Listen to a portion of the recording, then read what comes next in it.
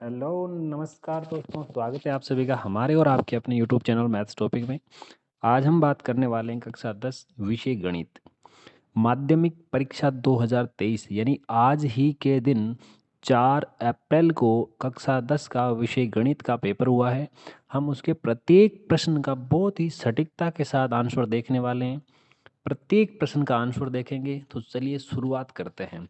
जैसा कि आप सभी जानते हैं, परीक्षार्थियों के निर्देश जो है जनरली वही है जो हमारे बाकी की सभी परीक्षाओं में देखने को मिलते हैं। तो हम डायरेक्ट जो है बिना टाइम खराब किए प्रश्न संख्या 1 से शुरुआत करेंगे। यहाँ से हमारा पेपर शुरू होता है और इस पेपर में जितने भी प्रश्न हैं सारे प्रश्न हम अटेंड करने वाले हैं। तो देखिए, सबसे पहले हमारे पास जो प्रश्न है, प्रश्न में लिखा है 196 के 196 के अभाज्य गुणनखंड के घातों का योग बताइए। तो 196 जो है उसको मैं इस रूप में लिख सकता हूँ, 2 गुणा 7 गुणा 7। तो 2 की घात भी 2, 7 की घात भी 2। 2 + 2 केवल घातों को जोड़ा तो आया 4, जो कि आपके जो एबीसीडी वाला प्रश्न था जिसमें से आया है। आपको डायरेक्ट ए बे सीधे लिख के आना था, परंतु मैं आपके प्रत्येक प्रश्न का आंसर बताने वाला हूँ कि कौन से का आंसर कैसे निकल के आता है। तो चलिए नेक्स्ट वाला जो है, किसी द्विघात समीकरण एक्स स्क्वायर माइनस के एक्स प्लस 4 के बराबर 0 के मूल यदि समान हो तो के का मान ज्ञात करें। मूल समान होने की स्थिति में हमें क्या करना होता है, देखिए, मूल यदि समान है तो उसका मतलब डिस्क्रिमिनेंट यानी विविक्त कर डी बराबर 0 होता है। और यदि डी बराबर 0 होता है तो डी होता है b² - 4ac। बी का मान ए बी सी क्या होता है, ए होता है एक्स स्क्वायर का गुणांक, बी होता है एक्स का गुणांक, सी होता है अचर पद।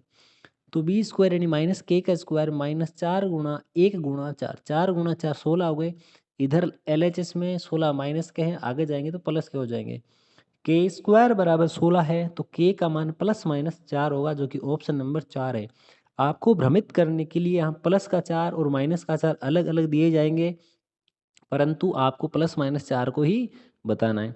तीसरा एकदम इजी एंड सिंपल सा दिया हुआ है, बिंदु दिया हुआ है 3,4, उसकी वाई अक्ष से दूरी कितनी है वो बतानी है। वाई अक्ष से दूरी है 3 इकाई, जो कि तीसरा ऑप्शन यानी सेम दिया हुआ होगा।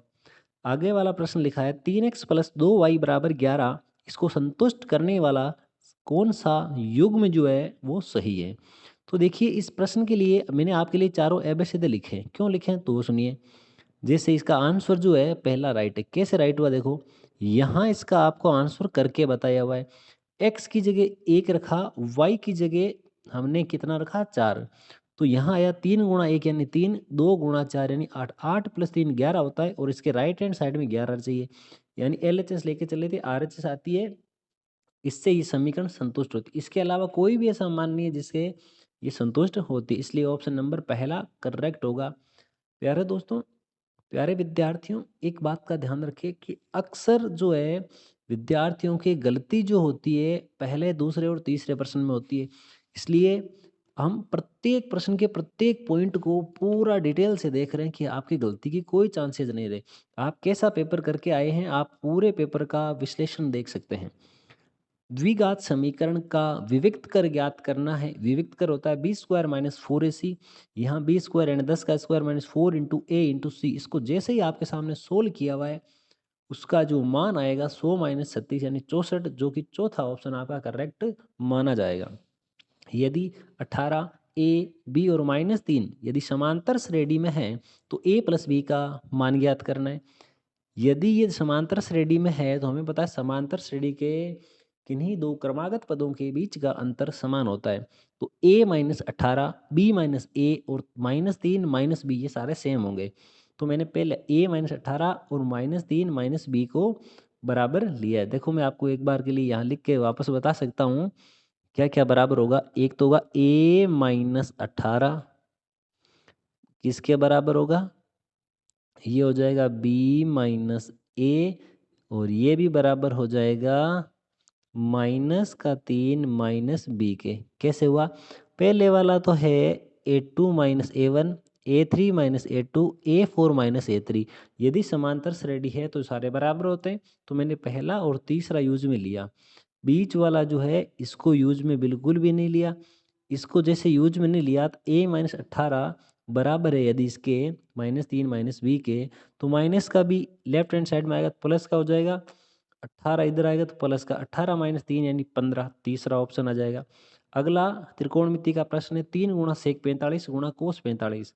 सेक 45 का मान 2, कोस 45 का 1/2, √2 से √2 कट गया, केवल 3 बचा। अगला है, वृत्त की वह जीवा जिसकी लंबाई वृत्त की त्रिज्या की दुगुनी होती है वो वृत्त का व्यास कहलाती है, जो कि आपके दूसरे ऑप्शन में दिया हुआ है।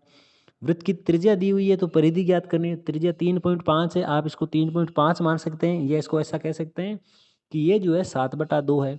परिधि कितनी आएगी? 22 आएगी। कैसे आएगी? आपके सामने लिखा हुआ है, दूसरा ऑप्शन इसका करेक्ट होगा। अगला, एक घन का संपूर्ण पृष्ठीय क्षेत्रफल, टोटल सरफेस एरिया दिया हुआ है क्यूब का 486, ये होता है 6 गुणा भुजा स्क्वायर बराबर 486। भुजा स्क्वायर 6 गुणा वाला उधर जाएगा तो भाग में 81 बार भाग गया। भुजा स्क्वायर बराबर 81 है, तो स्क्वायर जैसे हटाएंगे तो दूसरे पक्ष में अंडर रूट का चिन्ह आ जाएगा, तो जो 81 जो है 9 का स्क्वायर होता है, इसलिए ऑप्शन नंबर डी यानी द आ जाएगा।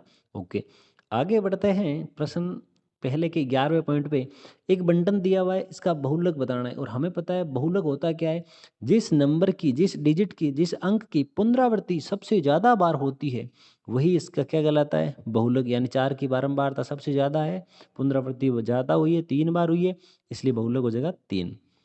अगला, पहले प्रश्न का अंतिम पॉइंट, एक पासे को फेंकने पर 4 से बड़ा अंक आने की प्रायिकता। पूरा अच्छे से लिखा हुआ है, आपके समझ में आए इसलिए। एक पासे को फेंकने पर 6 परिणाम आते हैं, कौन कौन से? 1 2 3 4 5 6। प्रायिकता का फॉर्मूला भी लिखा हुआ है। 4 से बड़े क्या क्या होते हैं? 5 और 6, उनको आने की प्रायिकता 2। ये 5 और 6 यानी केवल 2 डिजिट है, कितने में से? 6 में से। 2/6 या 1/3, दूसरा ऑप्शन। यहाँ से प्रश्न संख्या 2 शुरू होता है। दूसरे में आपको रिक्त स्थान भरने हैं। पहला है 95 यानी 95 तथा 152 का HCF महत्तम समापवर्तक हाईएस्ट कॉमन फैक्टर बताना है, जो कि 19 आएगा। आराम से निकल सकते हैं, हम चौथी पांचवी कक्षा से सीखते हुए आ रहे हैं। एक वृत्त पर स्थित एक बिंदु से एक ही स्पर्श रेखा खींची जा सकती है। यहाँ ये गलती मत करना, एक वृत्त पर कितनी स्पर्श रेखाएं खींची जा सकती है, कुल नहीं पूछी। कुल पूछता तो अनंत होती, एक बिंदु पर केवल एक। अरे यदि ऐसा पूछता कि भाई ये बिंदु से, तो हम कहते थे 2। अगला है, कोस स्क्वायर 45 का मान कितना? तो 1/2। कोस 45 का होता है 1/√2, स्क्वायर है तो अंडर रूट हट जाएगा। अगला, चौथी रिक्त स्थान है, वृत्त तथा उनकी स्पर्श रेखा के उभयनिष्ठ बिंदु को स्पर्श बिंदु कहते हैं। यदि 5 7 9 x का समांतर माध्य अर्थमेटिक मीन 9 है तो x का मान 15। जैसे समांतर माध्य सूत्र होता है राशियों का योग बटे राशियों की संख्या। 5 + 7 + 9 + x/4 बराबर 9, तो यहाँ से x का यानी कि मान आ जाएगा 15। दो पासों को एक साथ उछालने पर अंकों का योग 7 आना, कब कब? 1 और 6 आ सकता है, 2 और 5 आ सकता है, 3 और 4 आ सकता है, 4 और 3 आ सकता है, 5 और 2, 6 और 1, यानी 6 परिणाम आते हैं 36 में से, या 1/6। यहाँ से अति लघुतरात्मक प्रश्न शुरू होते हैं। तीसरे का पहला, के कौन से मान के लिए समीकरण युग्म 3x + 2y = 0 और दूसरा लिखा kx + 5y = 0 के अनंत हल होंगे। अनंत हल उस स्थिति में होती है जब आपके पास में समीकरण युग्म जो है संपाती हो, यानी a1/a2 b1/b2 c1/c2 बराबर c1/c2 की वैल्यू 0 है, उसको लिखें या नहीं लिखें कोई फर्क नहीं पड़ता। हमारे पास यहाँ यूज वाली जो चीज़ है वो ये वाली है, इसी को मैंने नीचे रिपीट करके लिखा है, 0 हटा करके। 3/k बराबर -2/5, तिरछा गुणा करेंगे, 3 × 5 15, k × -2 -2k। माइनस का 2 जो इधर गुणा में उधर जाएगा तो भाग में चला जाए, या तो 15/2 लिख दो, या फिर आप इसको 7.5 लिख सकते हैं। श्रीधराचार्य सूत्र पूछा है जो आप अच्छी प्रकार से जानते हैं, कोई समस्या नहीं है। यहाँ ऐसा भी लिख सकते थे, x बराबर x² का गुणांक, a जो है x² का गुणांक, b x का गुणांक, c अचर पद। तीसरा, समांतर श्रेणी का पहला पद और सार्वभौमिक दिया है, पांचवा पद ज्ञात करना है। पांचवा पद कैसे ज्ञात करेंगे? an बराबर a + n-1 × d होता है, तो a 5 a + 4d हो गया। समरूप आकृतियों की परिभाषा पूछी है, तो परिभाषा मैंने कुछ थोड़ी एक्स्ट्रा लिखी है, इसमें से कुछ कम भी कर सकते हैं। कैसे? ऐसी दो आकृतियां जिनका रूप समान हो, कैसे? या तो संगत भुजाओं का अनुपात समान हो या संगत कोण समान हो, समरूप कहलाती है। आगे पूछा है 2 गुणा टेन 30 बट्टे में 1 माइनस टेन स्क्वायर। सीधा सा है, सारणी का मान रखा है 1 बटा अंडर रूट 3 बट्टे में 1 माइनस 1 बटा अंडर रूट 3। जैसे ही पूरे को सोल्व करेंगे, आपके सामने पूरा डिटेल के साथ सोल्व किया हुआ है, ये आ जाएगा अंडर रूट 3। आगे पूछा 1 minus cos square theta, theta की वैल्यू 60 है, तो कोस 60 का मान 1 बटा 2 होता है। इसका स्क्वायर करेंगे 3 बटा 4, अंडर 3 का 3, 4 का मतलब 2 हो गया। अगला नंबर 7, 10 मीटर ऊंची मीनार के शिखर से पृथ्वी पर एक बिंदु जो है अवनमन कोण 30 है, ऊपर वाला कोण 30 है, तो मैंने लिखा एडी और बीसी समांतर है। समांतर है तो यानी एकांतर कोण बराबर होते हैं, इसलिए ये नीचे वाला कोण बराबर होगा। अक्सर विद्यार्थी क्या करते हैं, अवनमन उन्नयन को पढ़ते ही नहीं, केवल ये नीचे वाला जो है ये वाला कोण बना के आ जाते हैं, ऊपर वाला बनाते ही नहीं है। उसका भी इफेक्ट पड़ता है, क्योंकि ऊपर वाला कॉपी चेक करने वाला सोचता है इसको पता ही नहीं अवनमन और उन्नयन का क्या अंतर है। टेन 30 बराबर ए बी बटा बी सी, ए बी का मान 10 है, बी सी का ज्ञात करना है, तिरछा गुणा करेंगे तो बी सी बराबर 10 गुणा अंडर रूट 3, या फिर इसको ऐसा लिख सकते हैं 10 गुणा अंडर रूट 3 का मान 1.732, तो 17.32 आ जाएगा।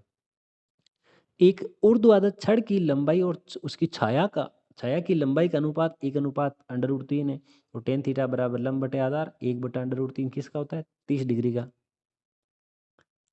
ये वाला। अब इसमें क्या दिया हुआ था आपको, एक बोला गया था 3 सेंटीमीटर त्रिज्या का एक वृत्त बनाना है, तो ये बना दिया। वृत्त के केंद्र से 5 सेंटीमीटर दूर स्थित बिंदु पी लेना है, तो ये पी लिया हुआ है।